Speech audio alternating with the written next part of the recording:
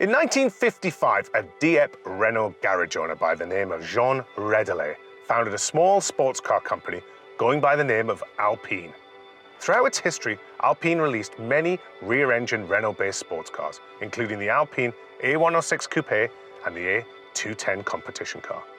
Alpine's big breakthrough, however, came in the early 1960s when Redelet created the A110 Berlinette, a car which went on to win the first ever World Rally Championship in 1973. Alpine's racing success continued into the late 1970s, where it won the Le Mans 24 Hours with the Alpine Renault A442B in 1978.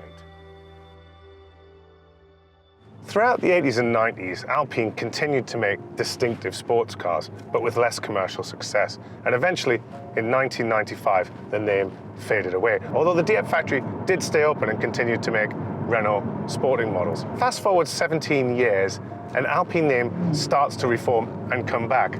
First of all, they take on Le Mans. And then, in 2017, we get this car, the Alpine A110. A very appealing modern interpretation of that classic predecessor.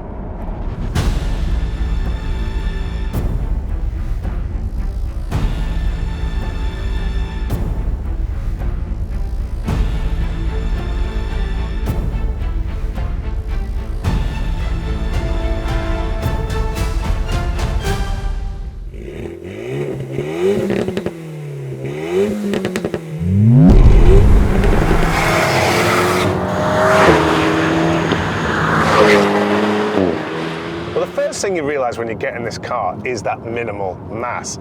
There seems to be a real lack of inertia in the car in a good way. You feel it's a real get up and go car.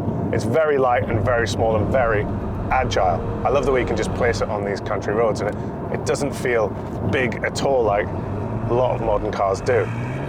It's got very crisp, quick handling.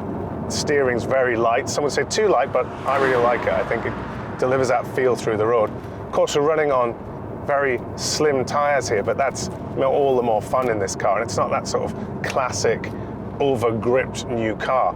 We've got a different feeling to this car, something that I think is unique in this sector. And it's a very crowded, busy sector. You've got the Cayman, you've got the Audi TT, you've got BMW M2, but this is just something else, and it's very French and very Alpine.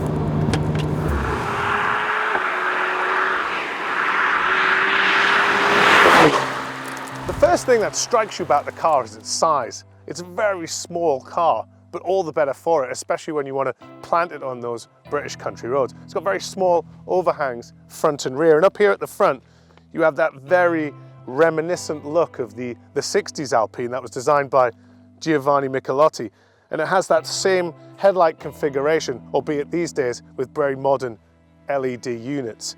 Towards the back they've kept that very smooth, streamlined look, and they've not gone with a modern spoiler and instead gone with a flat 4 and a rear diffuser, so they can keep those lines but still get the downforce needed. You've got 18-inch forged wheels, which aren't big these days, but they look right on this car, and they're shod in Michelin Sport tyres, which aren't very wide either. They're very narrow by modern terms, but it just adds to the appeal of this car. So the figures, not that important in this car really, because it's about how it feels, but it will do 155 miles an hour, nearly 250 horsepower, but it's all about the weight.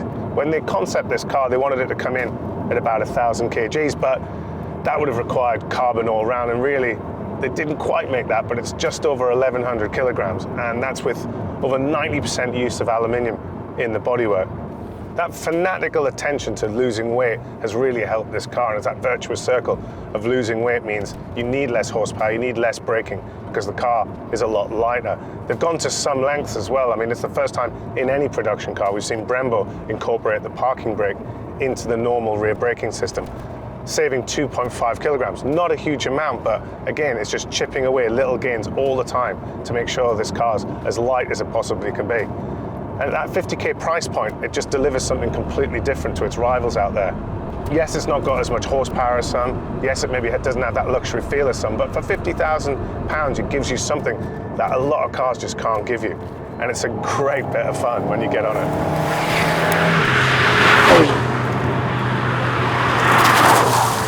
Some would say they'd want that manual gearbox in a car like this is a very purist car, but I do think this 7-speed gearbox works quite well, especially when you flick it into sports mode. You get a lot crisper changes, and you have that little overrun on the downshift and off throttle, which works really well. The dash changes as well when you go into that sport mode, and for me, certainly just jumping into the car, I'd leave it in that mode most of the time.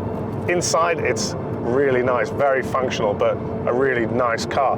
Lots of room inside. I'm not a short person, but I've got a few more notches to go back on the chair, and I think that's in large part down to the boss of Alpine, who's 6'7", would you believe? So he made sure there was room for himself, even if it was at the expense of maybe a bit of boot space, front and rear.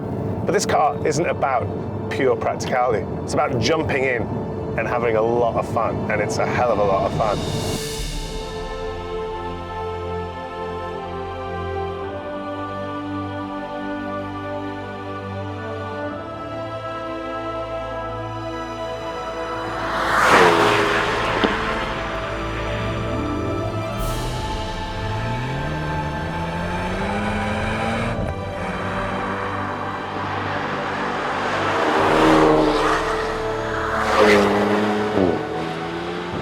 This first car from the reformed Alpine is very, very important. It needs to go out into the marketplace and capture the public's imagination, because if it doesn't do well, then the brand will quickly fall back into the shadows.